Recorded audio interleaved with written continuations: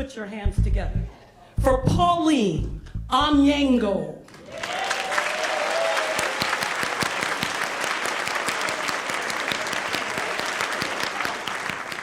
My name is Pauline Onyango, and I am African. That's right. I am African.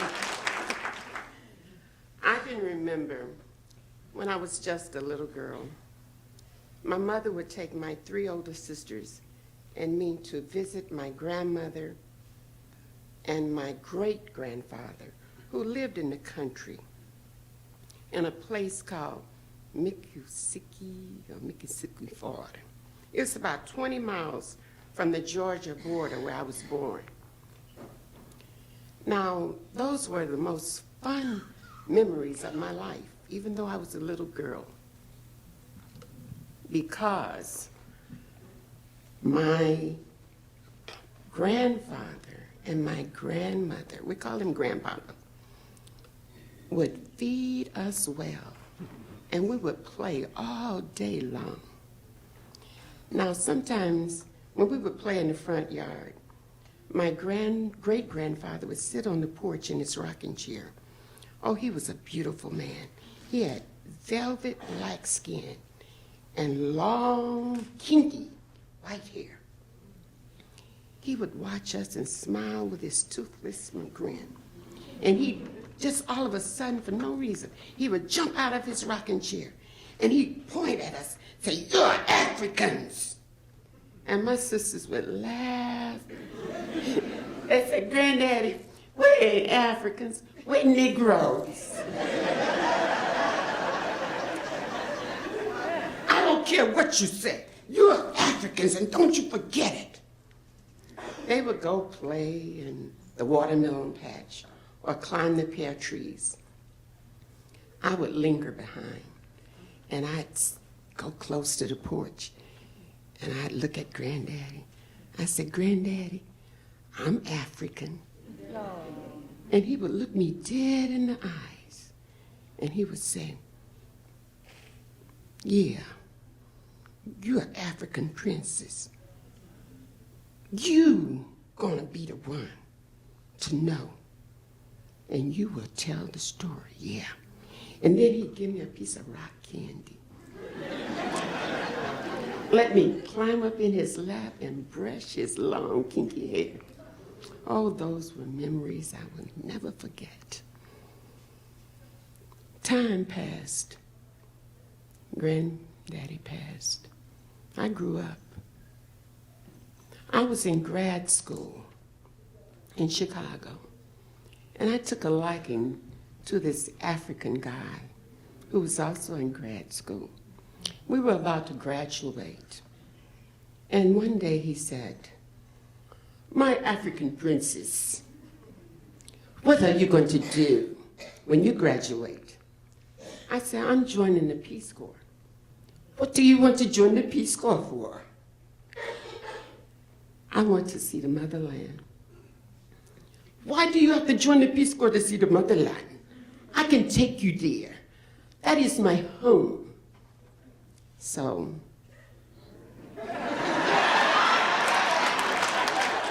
when I graduated, I told my family I was going to Africa. They were outraged. My great aunt, Nancy, said, "Girl, them jungle bunnies gonna cook you and eat you up." Ain't you ever seen them Tarzan movies? My 3 older sisters, who've never been to Africa, never want to go, have no desire, said they gonna put a hex on you and have you backstroking to Chicago. Then there was my dear sweet Uncle David, who loved me so much. He said, "I'm afraid you're gonna get one of those African diseases like malaria or yellow fever, and you're gonna get sick as a dog." And my cousins, they said them tigers and them lions gonna rip you apart. They all had reasons, but I was adventurous and I was in love. So I went anyway. This African showed me Tanzania. I saw people who looked like my sisters.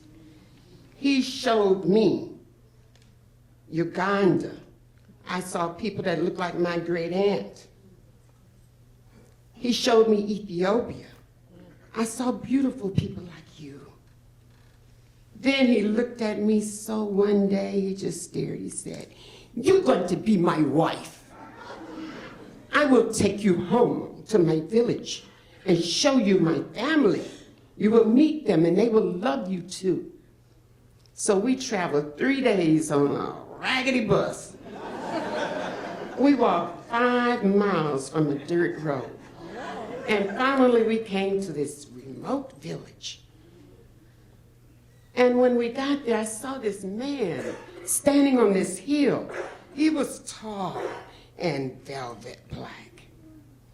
And he took his hat off his head and stomped it on the ground and came running down the hill real fast, speaking something in a foreign language I'd never heard. And I asked my husband to be, "What is he saying? Who is he?" He laughed. He said, "That's my father.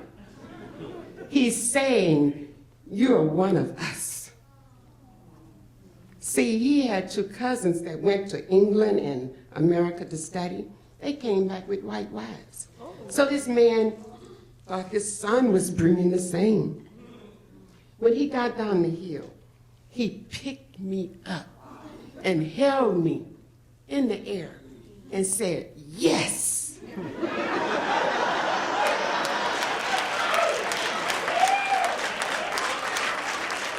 I became Mrs. Pauline Onyango.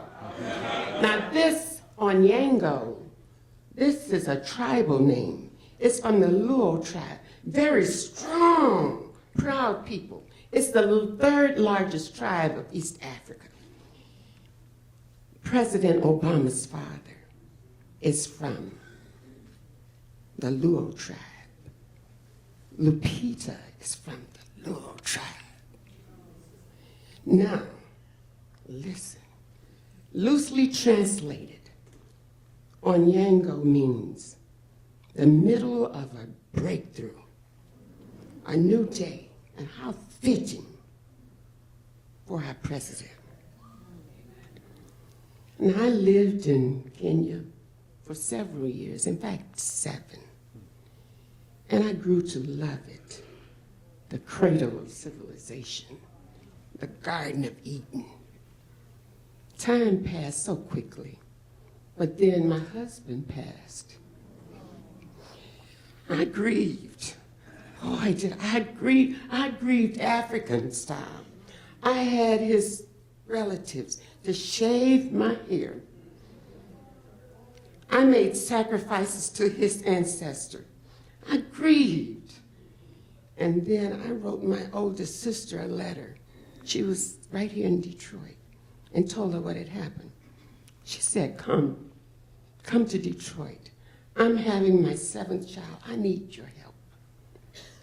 So I came to Detroit. And sure enough, the birth of that man-child gave me strength. It made me whole. It helped in my healing. And I also joined Detroit Unity Temple and made it my church home. Now at this church, they have some people there who love to travel. I mean, they go to Hawaii, Alaska, New York, Mackinac Island, under the leadership of Mrs. Jackie Nickerson and Alma Greer. They have gone everywhere. But when they announced that they were going to go to West Africa, I got so excited. They were going to Togo, Benin, Cote d'Ivoire, and Ghana, the place of my great-grandmother that my grandfather had told me about when I was a little girl. So much as I like to travel, I don't like to pack. So I had this friend to pack for me. I told my friend, just pack some things and call it a day. He packed little cute outfits. He said they matching. He put earrings in the pockets. He said, you're going to look good. You're going to be fashionable in Africa. Little did I know that my luggage was going to be left at LaGuardia Airport in New York. When I got to Ghana, I had nothing but my purse. I was not going to be fashionable and cute. I was going to be on a spiritual journey. I bought clothes from vendors on the street. Now, each day we went on a different excursion when we were in Ghana. But this one day, we were going to go to Almina Fort. Some people call it the castle. But it's the place where they house the captured Africans to sell them off as slaves. And this was going to be a full day trip. Some kind of way, another lady, Mara, and I got separated from the group. We were taking pictures and buying souvenirs. So when the time came for us to get on go with the tour group, we were placed with a group of Europeans and some Asians. And we didn't care that much. We were just going to see the same thing. So this African tour guide said, hello, sisters. And Myra and I looked at each other because we had braids and we were brown. We were the only blacks in the group. So we held hands and we said, hello, brother. So he said, come on, I'm going to take you on a tour. I'll be your tour guide. And he went through various rooms. This place is huge. And we got to a dungeon like. It was about big as this stage. And he said, this is where they kept the girls and the women. And late in the afternoon, the soldiers and the guards would stand on that balcony, and they would point down to the women or girls that they wanted to keep them warm for the night. They promised them that if they became pregnant, they can go back to their village. They lied to them. So many of those girls and those women got on those ships with big bellies. And they either became sick or jumped overboard or got off the ship when they got to the new land with big bellies or children to their chests holding them. By this time, Mari and I were crying. We were still holding hands, but we were sad. He said, come on, come on. So we got to this next room. This room was smaller than this stage. He got on a platform and he said, this is the room that they call the room of no return. And that door is a door that they call the door of no return. There are only 15 of you standing here, but there were 200 or more at one time. You two, he pointed to Mari and me. You two, African sisters. This is where your ancestors were. You have returned, and you have returned to make liars out of them. Your ancestors got on those ships. They were strong. They went through the passage. They were the ones to pick cotton in the fields. They picked tobacco. They picked sugarcane. And their blood, that same blood, that strong red blood that ran through their veins, also is running through yours. Yes, you have made liars out of them. They survived the bigotry and the hatred, and they built America. By this time, Myra and I were on the floor crying. Oh, I cried, I cried. I closed my eyes and I cried because I could feel the presence of my ancestors right there in that room. I could feel the presence of my great-grandfather right there. And I felt hands on my head, felt hands on my shoulder and on my back. And I opened my eyes and looked up and saw this European woman just crying as much as I was. And she said, I am so sorry.